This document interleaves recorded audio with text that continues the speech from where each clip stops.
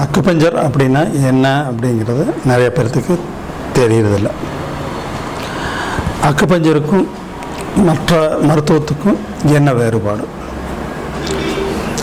மற்ற மருத்துவத்தில் ஒரு நோய் அப்படின்னா அந்த நோய்க்கு தற்காலிகமாக நிவாரணம்னு சொல்ல முடியாது, தற்காலிகமாக ஒரு மருந்து கொடுத்து அதை மறைச்சிருவாங்க.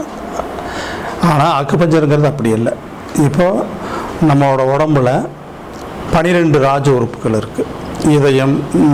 இதய மேலுறை, நுரையீரல், மண்ணீரல், கல்லீரல், சிறுநீரகம், மூத்திரப்பை, பித்தப்பை, இப்படி 12 உறுப்புகள் இருக்குது. இந்த 12 உறுப்புகளோட சக்தியோட்ட பாதை உடல் முழுவதும் பரவி இருக்குது. இந்த சக்தியோட்ட பாதையில் எங்கே தடை ஏற்படுதோ அதுதான் நோய் வலி. இப்போ இந்த தடையை நம்ம அக்குபஞ்சர் சிகிச்சையில் நாடிங்கிறத விட உயிரை பார்ப்போம், பல்ஸ் பார்த்து என்ன சொல்லுதோ அதை தொடும்போது எந்த சக்தியோட்ட பாதையில் தடை ஏற்பட்டிருக்குதோ அந்த தடை முழுமையாக விலகிடும். இந்த தடை விலகும்போது அந்த நோய் அல்லது அந்த வலி முழுமையாக குணமாகும். இது வேறு எந்த மருத்துவத்திலும் இல்லாத மிகப்பெரிய சிறப்பு அக்குபஞ்சரில் தான் இருக்குது. அக்குபஞ்சர் சிகிச்சையில் குணப்படுத்தக்கூடிய நோய்கள் எது, குணப்படுத்த முடியாத நோய்கள் எது அப்படின்னு சொல்லுவாங்க.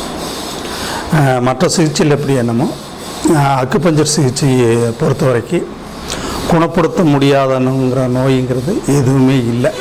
ஆஸ்துமா, வீசி, சர்க்கரை, கர்ப்பப்பை சம்பந்த, அதாவது அதிக இரத்தப்போக்கு இல்லை குறைவான இரத்தப்போக்கு, மாதவிடாய் தள்ளி போகிறது, கர்ப்பப்பையில் கட்டிக, சினைப்பையில் கட்டிக, இப்படி கர்ப்பப்பை சார்ந்த அத்தனை பிரச்சனைகள்,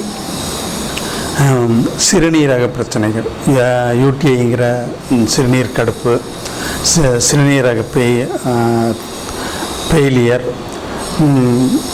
தைராய்டு, குறிப்பாக தைராய்டுனா உதாரணமாக தைராய்டோட சுரப்பிக்காக மாத்திரை போட்டுருப்பாங்க.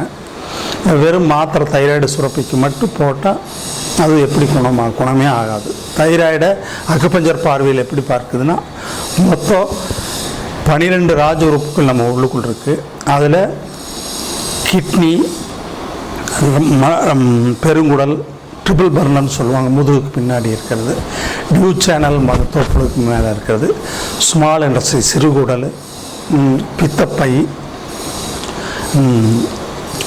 கிட்னி, இப்படி 12 ராஜ உறுப்புகளில் 7 உறுப்புல பாதிப்பு ஏற்பட்டால் தான் தைராய்டு. இப்போ இந்த 7 உறுப்புகளில் இருக்கக்கூடிய பிரச்சனையை உதாரணத்துக்கு சொல்ல போனோம்னா தைராய்டு இருக்கிறவங்களுக்கு மலச்சிக்கல் பிரச்சனை இருக்கும். அதே மாதிரி மனக்குழப்பம், பித்தப்பைங்கிறனால மனக்குழப்பம், தொட்டதுக்கெல்லாம் எரிஞ்செறிஞ்சு உள்ளது மாதிரி கோபம் மனநிலை இருந்துகிட்ருக்கு. இடுப்பு வலி, ஏன்னா டியூ சேனலுங்கிற இடுப்பு வலி இருக்கும். யூரினரி ப்ராப்ளம், தலைவலி, இது எல்லாமே தைராய்டுங்கிற ஒரு பிரச்சனையை இந்த 7 உறுப்பு பாதிச்சுங்காடி தான். அப்போது நம்ம இந்த 7 உறுப்பில் இருக்கிற பிரச்சனையை ஒவ்வொன்றா சரி பண்ணால் மட்டுமே தான் தைராய்டை சரி பண்ண முடியும்.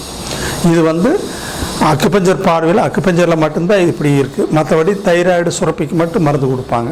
நம்ம முழுமையாக சரியான சிகிச்சை தைராய்டுக்கு அக்குபஞ்சரில் கொடுத்து 100% தைராய்டை சரி பண்ண முடியும். அதுக்கு ஒரு சின்ன எளிமையான விஷயம் கூட, ஒரு டிப்ஸுன்னு கூட சொல்லலாம் பெண்களுக்கு.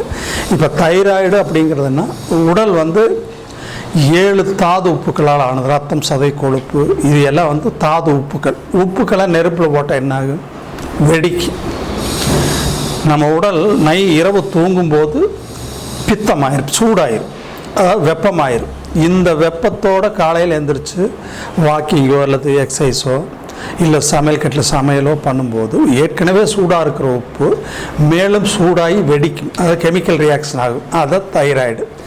இப்போ ஒரு பெண்கள் எழுந்திரிச்ச உடனே குளிக்காமல் அடுப்பில் போய் வேலை செய்யும்போது ஸ்ட்ரைட்டாக தைராய்டு கிளாண்டுக்கு தான் வெப்பம் ஏறும். அப்போது தைராய்டுங்கிற பிரச்சனை மெயினாக இந்த காலையில் எந்திரிச்சோன்னே வெப்பமான உடலோடு போய் வெப்பமான அடுப்புக்கிட்ட இருக்கும்போது தான் வருது. அப்போது அதனால் என்ன, பெண்கள் எந்திரிச்சோன்னே ஃபஸ்ட்டு தலைக்கு குளிச்சுட்டு தான் எந்த வேலையும் செய்யணும். பெண்கள் மட்டும் இல்லை, ஆண்கள் எல்லாருமே தலைக்கு குளிச்சுட்டு தான் எந்த வேலையும் செய்யணும். இதுக்கு தான் அந்த காலத்து பெரியவங்க சொல்லுவாங்க, பெண்கள் எந்திரிச்சிட்டு குளிச்சுட்டு தான் அடுப்பு பற்ற வைக்கணும், இல்லாட்டி தீட்டு அப்படிம்பாங்க. அவங்க வந்து இந்த தைராய்டு சம்பந்தமான மற்ற உடல் பிரச்சனைகள்லாம் வரக்கூடாதுங்கிறதுக்காக சொன்னது தான் இந்த பெண்கள் எந்திரிச்சிட்டு குளிச்சுட்டு தான் அடுப்பு பற்ற வைக்கணும்னு சொன்னது. அதனால் இப்போ தைராய்டுன்னு இருக்கிறவங்க எல்லாருமே மாத்திரை நிறுத்திக்குங்க. குறைஞ்சபட்சம் 5 மணி இல்லை 6 மணிக்குள்ளே எந்திரிச்சு ஃபஸ்ட்டு தலைக்கு தான் எப்போ குளித்தாலும் வாரத்தில் 4 நாளைக்கு உடலுக்கு, 2 நாளைக்கு தலைக்கு, அப்படி தவறு. ஏன்னா இது வரைக்கும் ஒரு டெம்பரேச்சர், தலைக்கு மேலே ஒரு டெம்பரேச்சர் ஆகிடக்கூடாது. அதனால் எப்போ எந்திரிச்சாலும் எல்லாருமே தலைக்கு தான் குளிக்கணும். டெய்லி தலைக்கு குளிச்சுட்டு வாங்க. தைராய்டோட பிரச்சனை படிப்படியாக குறையிறத நீங்களே உணரலாம். அதேபோல் நீங்கள் வேறு எங்கே எதுக்கு சிகிச்சை எடுத்துகிட்டு இருந்தாலும் நீங்கள் தைராய்டுக்கு அக்குபஞ்சர் எடுத்திங்கன்னா முழுமையான தீர்வு கிடைக்கும். நீங்கள் கண்டிப்பாக அக்குபஞ்சரில் தைராய்டுக்கு ஒரு நல்ல தீர்வை பெறலாம்.